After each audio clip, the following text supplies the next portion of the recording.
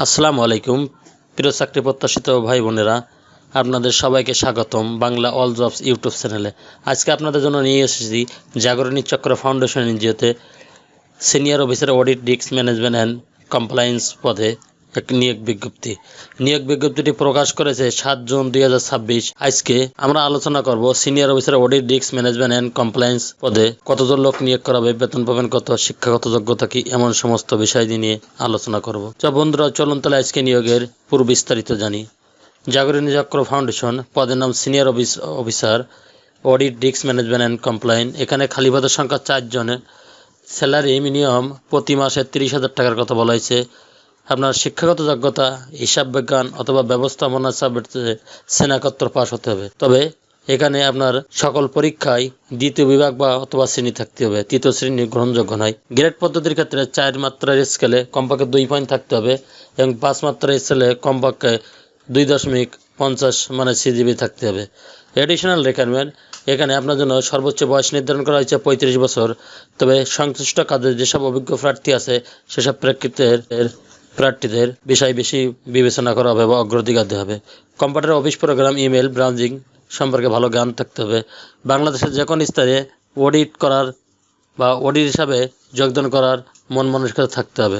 Responsibility and contacts, জাতীয় পদ্ধতি বেসরকারি উন্নয়ন সংস্থা জাগরণী চক্র ফাউন্ডেশন জেসিএফ এর audit risk management and compliance ইউনিটের সিনিয়র অফিসার পদে নিয়োগের জন্য বাংলাদেশে উপযুক্ত প্রার্থীর নিকট থেকে দরখাস্ত আহ্বান করা যাচ্ছে। এখানে আপনার জন্য দায়িত্ব থাকতে পারে সংস্থার বিভিন্ন কর্মসূচির বিভিন্ন শাখা অফিসের সংগঠিত ডকুমেন্ট বাস্তব তথ্য যাচাই বাছাই করে সময় মতো অভ্যন্তরীণ অডিট প্রতিবেদন তৈরি করতে হবে।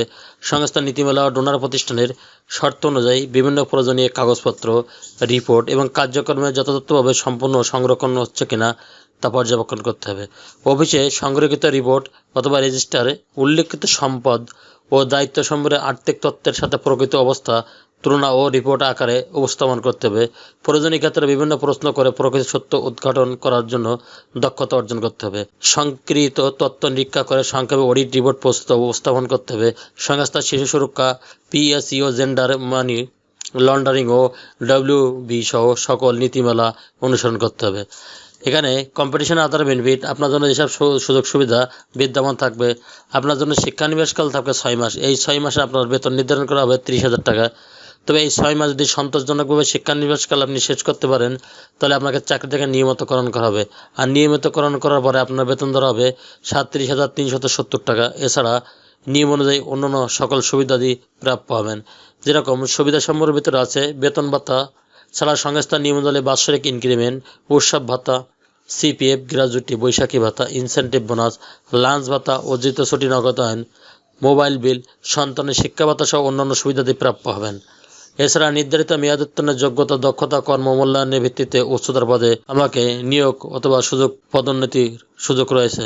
ওয়ার্ক প্লেস, কাজ অফিসে ফুল টাইম স্থায়ী চাকরির লোকেশন হবে শুধুমাত্র যশোর জেলায়।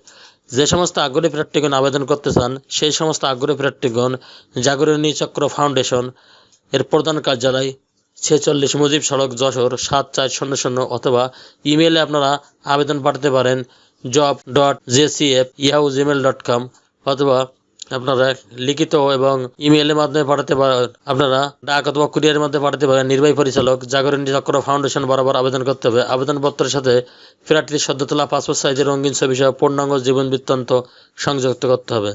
আবেদনপত্রে মোবাইল নাম্বার এবং খামের উপরে পদের নাম উল্লেখ করতে হবে। ইমেল আবেদনের ক্ষেত্রে সিবি বা পিডিএফ ফরম্যাটে সংযুক্ত করতে হবে।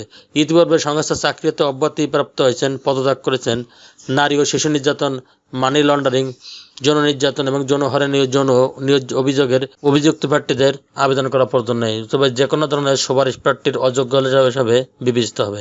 নারী প্রার্থীদের আবেদন করার জন্য উৎসাহিত করা হচ্ছে।